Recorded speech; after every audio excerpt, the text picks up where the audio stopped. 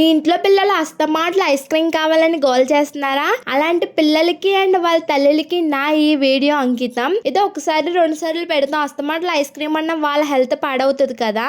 ఇది చేసి పెట్టండి. ఇది చాలా సింపుల్ అనమాట. వంట రాలేని వాళ్ళు కూడా ఈజీగా చేసేవచ్చు. పిల్లలకి ఇది ఒకసారి చేసి పెడితే మళ్ళీ ఐస్ క్రీమ్ జోలికే వెళ్ళరు, నాదే హామీ. ఇదేంటంటే బ్రెడ్ కస్టర్డ్ మిల్క్ అనమాట.